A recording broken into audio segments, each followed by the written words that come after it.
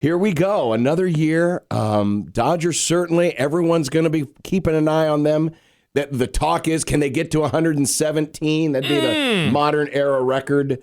I mean, how soon before that conversation just dies? Because there's no way in this day and age a team's going to win 117 games. Not because they might not be good enough, but, at some point you're just going to, if you're up by 15, 20 games, you're not gonna be shooting for that record. I mean, we've seen teams like win 106, 108, 107 over the course of the last decade. So I don't know that it's completely out of the realm of possibility. I think the bigger issue is that their division is fairly competitive. I mean, the Diamondbacks are a really good team.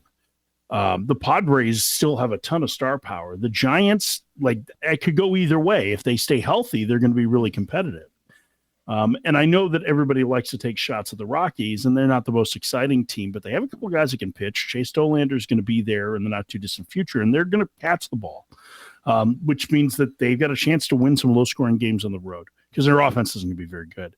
So I think it's probably more a product of what the league looks like. And really, there's, they're going to get the Marlins, 6 or 7 times. The Marlins aren't particularly good. They get 6 fewer games against the Rockies than they would have in the old system. So, there are some bad teams, right? The White Sox aren't going to be very good this year either. But it's not like it was even 5 years ago where you had 4 and 5 teams that were guaranteed to be 100-plus loss squads. So I think from that standpoint, it's going to be more difficult for them. But listen, I think everybody in every clubhouse is like the Dodgers are going to win the West. They'll get to the playoffs, and then we'll see what happens because baseball's postseason is the great equalizer. How much does the answer to the question, will the real Corbin Carroll please stand up, will determine the Diamondbacks' fate this year as a legitimate threat? I think we saw the real Corbin Carroll at the end of last year. I think right, but I'm talking over the course of a whole season. Yeah. Yeah, I think I don't think it's just him. I think they have 2 of the top 20 players in baseball with Carroll and Ketel Marte. Remember, Marte finished 3rd for the MVP last year and has twice been in the top 4. And they have one of the 5 or 6 best pitchers on the planet in Corbin Burns now anchoring that rotation, in addition to what was already a pretty good collection of arms. I mean, they've just lost, I don't know if you saw this today, but they lost Jordan Montgomery for the season. He's going to have Tommy John surgery and a miserable year last year, but that aided a little bit of their depth. Still, it's a really talented team, and they have star power. So it's not like I think they're fully dependent on Corbin Carroll. Carroll was pretty miserable for 3 months last year, and they still finished the same record as the Braves and the Mets. They had poor pitching for most of the season, and they still won 89 games. I don't think their offense is quite as good. I think their pitching's better. I think they're one of the top teams in the National League. Mike, when do you think we'll see Shohei back on the mound? Well, he's going to start throwing again here. Yeah. So I would say you figure 2-month ramp up, probably sometime in June or July. I think that's probably the most likely. So I think that's the biggest, that's the biggest indication. He hadn't thrown a bullpen session in a month. And I think part of it was because I think he would have been ready earlier in this season if he hadn't had the shoulder injury to his non-throwing shoulder in the World Series and had to have surgery on it. So they kind of slowed him because they had to get him ready for the season. He was rehabbing from that as well. And so I think he's going to be ready to go. I was in camp one of the days that he was throwing one of those last bullpens. I don't remember if it was the 25th, may have been a couple of days before that. But we saw him throw, and, it was starting to come out good. He still did some work to do on pitch shaping, and it's going to be interesting to see how they can get him enough work to get ready for the year. But he's going to be a factor for them, I think, on the mound at some point over the course of the summer. Set me a number, over under on innings he pitches. 100. Okay. I think 100 probably is about right. I mean, if he's going to miss 2 months of the season, it might be more like 85, something like that. So somewhere around there, like 85 to 100. So I'll set it at 85. 85. You want to take under that. Put it on the board. Let's go to the whiteboard. Set it at 85. Mike, how big of a story? Well, you didn't ask me if I was over or under. You asked me to set an over or under. Oh, yeah. No, I know, but then the 3 of us will pick. Okay. So I'm not picking. No, you're not picking. I'm saying 3 of us in this Nick's room. not allowed to play. Nice. Nick's more of baseball than Josh is. Yeah, he's a Do you know about this, Ferrin? Do you know about how much Nick is into baseball?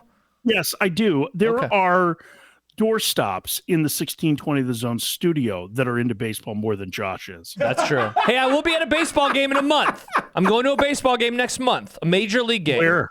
Boston, Massachusetts, Mike. Oh, that's right. Yeah. Yeah. I'm sorry I failed you. Oh, it's okay. It's okay. Hey, speaking of home ballparks, how big of a story will the future homes of the A's and Rays be throughout this season? I think the A's will be less of a story. They're expecting to break ground on the new ballpark in Vegas in June. So I think once that happens, that'll kind of end that story, right? Mm-hmm. The Rays one is going to be really interesting because that's a team that, like they had what looked like a deal done. The Hurricanes came, caused all sorts of damage. Here you can see one of the first photos of them. It actually looks a lot better than the way it looked in that photo. Yeah, Hal Steinbrenner George Steinbrenner Field. Yeah, Hal Steinbrenner Field is one of the backfields.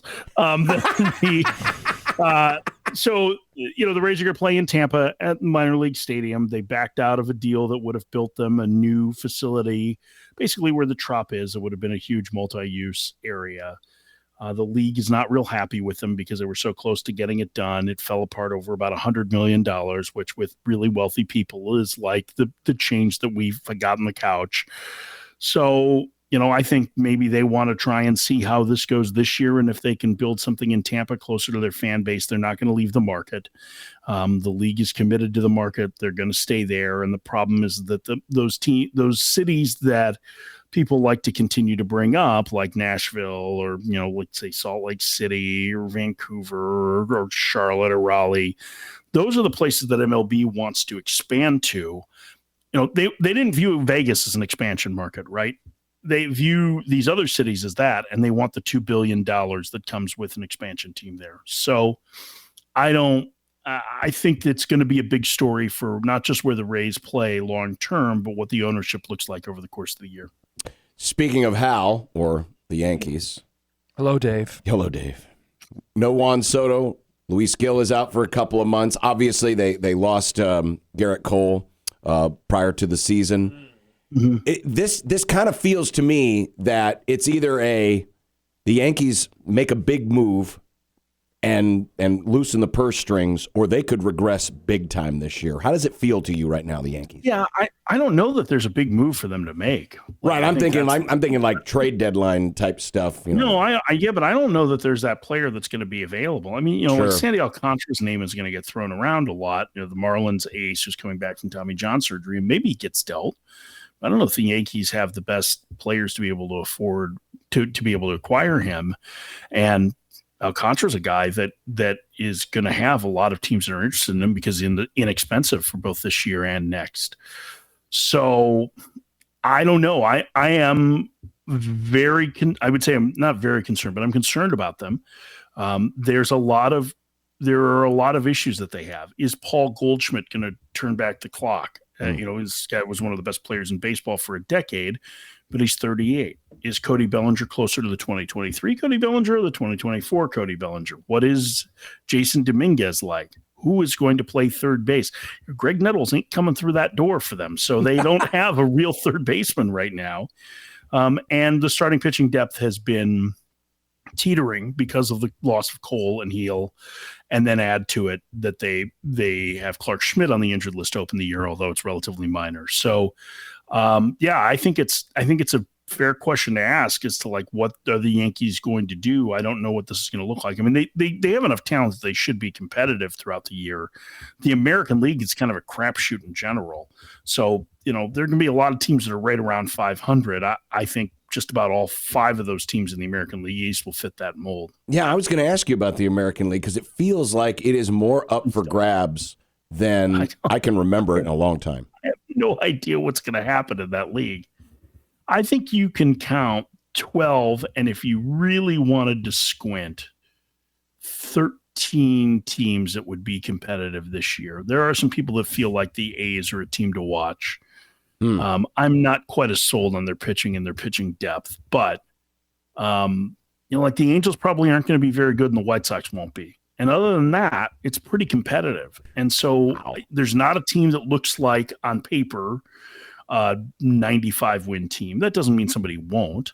The Astros are not the Astros anymore. I mean, they traded away Kyle Tucker and Ryan Presley. All those guys are with the Cubs now, right? And so, like, a bunch of key guys, they lost Alex Bregman in free agency, who did not sign with the Cubs, went to Boston. So I just wanted to point that out, John, that he chose Boston. I'm familiar, yes. Did you notice that was something that happened? I did notice that. I noticed that when they didn't score any runs in the games that should not count in Japan. Interesting. So I mean, I think it's going to be pretty open, and you're right. It's been a long time since it's been the case. It feels like where the National League was like a decade ago in terms of the competitiveness of the league. So I think there are a number of teams that have a legitimate case to get there, and it's going to be a matter of who stays the healthiest. And, listen, somebody's going to win 90 plus games. Somebody will probably win 95. It's just really difficult to parse out who it is. Yeah, Mike, kind of along those lines, a team that made the playoffs last year or teams that you think are prime regression candidates, and maybe the Yankees fit that bill, and non-playoff teams or one team that you like from last year that you think is most likely to make it to the postseason. In the American League specifically? You can go both if you'd like. Yeah, I mean, I think it's good in terms of a prime regression candidate. I think Detroit, because they have so many injuries now offensively and they weren't a very good offense. They also didn't get Alex Bregman, and they probably needed him the worst of anybody. I think that's a team that I'm worried about, although their top three starters are really good. I think, Skubal Blake Snell is the pitching matchup at Dodger Stadium on Thursday night, which is going to be sensational. Yeah. And Jack Flaherty is really good. Reese Olson, I think, is really underrated, but I'm just not convinced that they're going to score enough runs. So I think that's when I think Houston has a chance to regress, although they're in a division that certainly is winnable. And then I think, in terms of a team that was on the outside looking in that could get into the postseason, I think the easy one is Boston.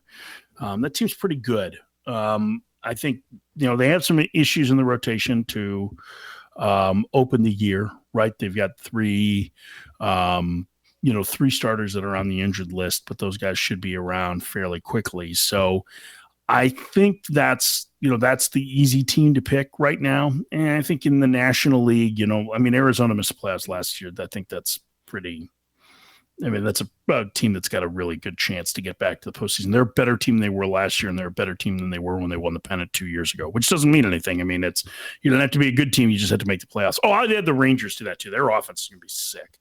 And I don't know if you saw, but former College World Series heroes, men's College World Series heroes, Kumar Rocker and Jack Leiter are both in their rotation. We were just talking about him during the break. Kumar was just pitching against the Royals here on the game we have up on the TV. And he still has those big Earl Campbell thighs. He was such an impressive person to watch. He's up an close. Awesome kid too. In my dealings with him, his dad is a longtime NFL and college offensive line coach, and Kumar's just a really good kid, and that breaking ball is really good. So I don't know that either of those guys are good starters in the end. They might be better relievers, but they're going to get an opportunity to open the year. Best three-way battle in baseball. Looks like it's in the NL East. Phillies, Braves, Mets. Yeah, I think that one's pretty good. I think people may be sleeping on how good the Braves are. Like, if they're healthy, and Spencer Strider looks like he's going to be back in short order, and Ronald Acuna Jr. not far behind that. They're deeper from the position player group than they were a year ago. Spencer Schwellenbach was awesome last year, and I think the former Husker is going to have a big year for them on the mound. I think it's a really good team. I think they might be the second best team in the National League. So I think on paper, it's got a chance to be close there. But if you told me that right now that you thought the Braves are going to win the division by 10 games, I don't think I would argue. I think I would have a bigger argument if you told me the Phillies or the Mets were. One of the predictions today in the baseball preview article on ESPN said that Spencer Schwellenbach will finish in the top 5 of Cy Young voting this year. I can see that. That was, I don't think it'll happen, but I can see it. Right. Yeah, it was kind of like one of those bold predictions. Every team got a bold prediction. If there were a bold prediction, they would have picked him to win the Cy Young Award or be elected to the All-Star team, to the Hall of Fame. Right away. Like that. Those are bold predictions. Like this is just kind of like, hey, it's going to have a good year. He might be one of the 5 best pitchers in the league. There's nothing bold about that. It's just a take. It's more like it's just an opinion. That can be the new phrase this year. There's nothing bold about that. Yeah, I mean that's buying mild salsa. That's very Josh Peterson. No, okay, don't you dare, Mike. Come on now. I like it spicy. Would you like another mayonnaise sandwich? This is unreal. I do not He does appreciate. like the mayonnaise. I do, yes, but I don't eat sandwiches just mayonnaise, John. I put jalapenos on for you. Wow, Perhaps this is you'd like some vanilla ice cream, not the stuff with the vanilla bean, just the stuff that. unreal. This is not what I expected from you, Ferrin. Not at all. Blue Bunny. It's from Lamar's. Not at all. It is okay. Let's settle down.